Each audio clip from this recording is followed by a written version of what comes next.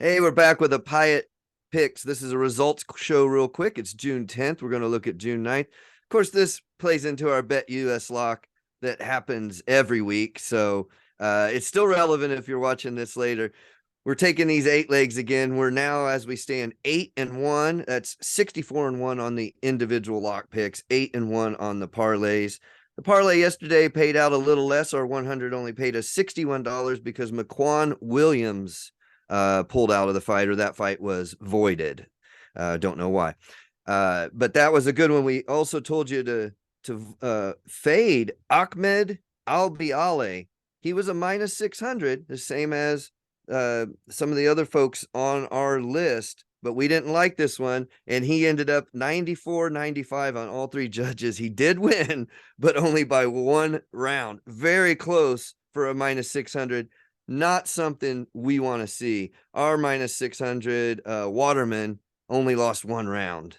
The first round, won the rest. Easy. That's the type of minus 600s we like on our Bet US locks. Again, sign up with the code PIATT for those.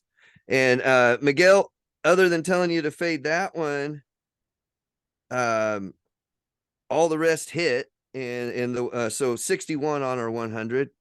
That makes us 64-1 now. We got another one for today. If you're watching, again, this is June 10th. So you've got one for Saturday that's on our other shows. There's a Bet US version, and I also made a FanDuel version. Both are available. And currently the 8-leg on FanDuel, just to catch people up: Nina Hughes, Chevon Clark, Ellie Scottney, Sonny Edwards, Robson Concio, Xander Zayas, and Henry LeBron. Jermaine Ortiz pulled out. He did not make weight. Jermaine Ortiz last night did not make weight after his Lomachenko defeat. I thought he was going to come back and look really good here. We don't get to find out, sadly. What else was going on yesterday? I feel like I'm missing one point of interest, Miguel. By the way, Ben Fail, the first boxer on our lock, won in the first round. We celebrated that by posting it on Twitter underneath our post there for the lock. And within 2 hours of Ben Fail being in the ring and winning that fight, he's over here liking our tweet and interacting with us. So that was kind of an interesting thing to see him, young up-and-comer, 4-0 now. So shout out to Ben Fail. We appreciate you following along. And hey, as for today, another great lock. Check out Saturday's lock on Bet US. We're avoiding Jaime Munguia. The full shows are available. Did you get a chance to see any of these? And Teofimo Lopez. That's the other thing I was going to bring up. Miguel, Tio, I sent you something. You said maybe he's acting, and I agreed with you. Maybe he was putting on an act. But now I've seen like 4 interviews, a couple press conferences. The guy doesn't seem right to me, man. He seems like he's on the verge of a breakdown. You know, if you remember your MMA history, if people follow MMA history, he's got like a Diego Sanchez streak. Like there's just a thing there that, you know, he's marching to the beat of his own drum and I'm not hearing any drums. You know what I mean? It's like, I don't know what's on there. So, it's strange. It's strange to be like that scatterbrained before a fight. And I think Taylor, you know, the effect on Taylor is interesting because Taylor knows he's got to just do his job. But Taylor literally looks confused. Like, what the hell is this guy? Like, he doesn't get where it's coming from anyway. I think the answer is just that. It's wacky. Yeah. And I think Taylor's really focused. He made weight easy. Tio had trouble making weight. I remember we said we wanted to see the weigh-ins. So not only do I have questions about where his mental status is, his health, he also had trouble making weight, which we said we didn't want to see. Yeah, you know, and we talked a little bit about his personal problems. He's a guy getting a divorce, right? And I figured that, you know, first of all the talking and stuff like that, I figured this is a good time to be humble, quiet, and keep your mouth shut.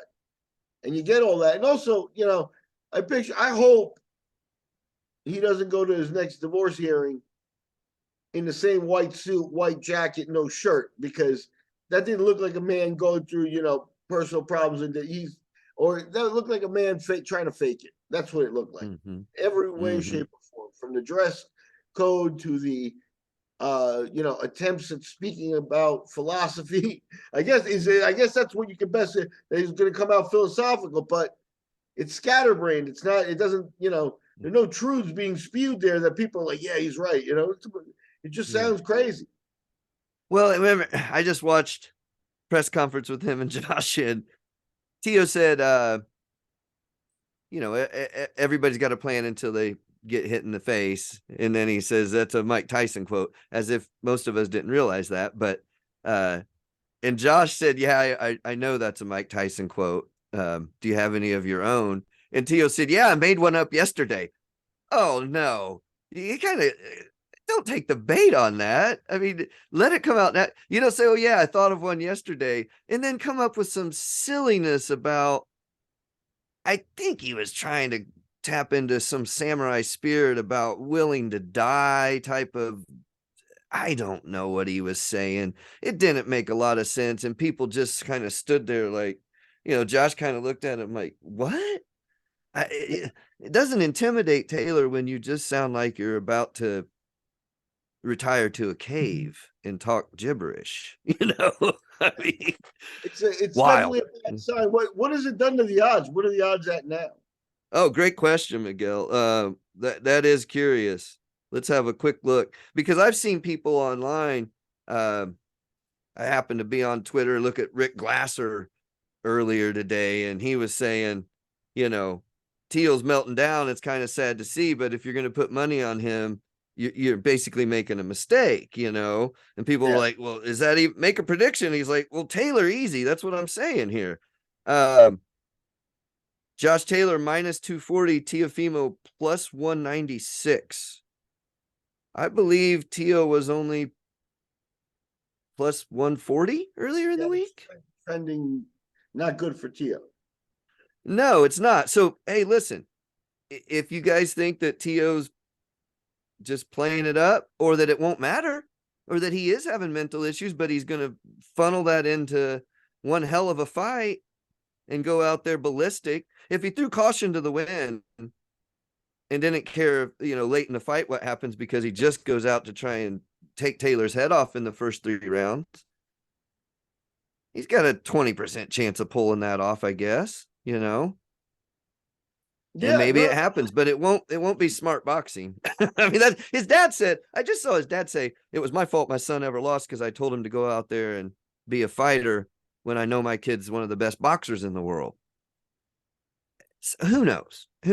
If that's the case, if he's going to come out and box and Josh Taylor's going to box, then we get back to my other pick of the week. Set the parlays aside for a minute, and I want to be on record. I put $100 on it. Josh Taylor by decision. There's one thing I love about boxing. That is the most likely outcome, but we're still getting plus money for it. Taylor could knock him out. My basic math was there's like a 5% chance Teo knocks him out early, and there's a 10% chance Taylor knocks out Teofimo late, and then there's a 10% chance of chaos. So that leaves 75% chance Josh Taylor by decision. Now, that's not scientific math, folks, but that's how I came to feel pretty good about a plus 165 for Taylor by decision. So if Teo really does come out to try and box like his dad has said, he and Bill Haney had this conversation, and Bill Haney and Lopez Sr., I guess, I think. But Lopez and Haney, the dads, were talking about it on camera, and this is easy to find, but pretty neat, pretty interesting. He's going to make him box more, so they say. So now the method of victories, Josh Taylor on points has dropped to plus 150 currently. I locked in at plus 165, but probably other people heard, books included, that Teo's coming out to box instead of fight, and that's going to make the decision more likely. The knockout's plus 210. For Teofimo, decision is plus 400. and plus 500 for the knockout. So again, if you folks think that Tio finds a way to pull this off, and I give him a chance at it, plus 196 on your money line, points plus 400. There's some value there on Tio. I personally, again, am sticking with Josh Taylor on points. That's where I feel is most likely. And we got to put our money where I think it's going to most likely pay off. A nice payoff at plus 150 still. Yeah, for sure. Baggage aside, this would have been a much more interesting fight with Lopez coming in really with redemption still in mind. But he's got so much going on, and things have gotten so confusing in real life as well. There is a chance that when he starts boxing, he finds some solace, and he's in his world and he's at peace. But you try to get a sign for that, and there hasn't been a single sign that he's got peace anywhere going, for this. No. The whole fight week has been just, dog and pony show after dog and pony show. So yeah, Taylor, at this point, business as usual, just get the job done and move on, Yeah. Taylor looks You're right, Miguel. Okay. Also of note, I was in a group speaking about it. Folks were like, I don't really know. They don't follow boxing quite as much as I do, but there's sports aficionados, and they knew Tio. They didn't realize who Josh Taylor was. And we pointed out that over Josh Taylor's last 6 opponents, they've been 133-0. These are good guys that he's been beaten to be undisputed champion. And he's done it consistently. Tio hasn't been consistent, over a 2 or 3 fight span in a number of years now. So I got to go with Taylor. So anyway, that's my call. I appreciate your thoughts on it, Miguel. I know we do have some UFC coming up. Just a quick shout out to folks. Don't forget that Amanda Nunes fight later today as well. So anything else you got, brother? Yeah, you can check out the whole Piatt Picks episode. All the fights from tonight, all the fights from the UFC that we talked about that's still fresh. So you can check it out there, and hopefully we're doing another, winning recap after that.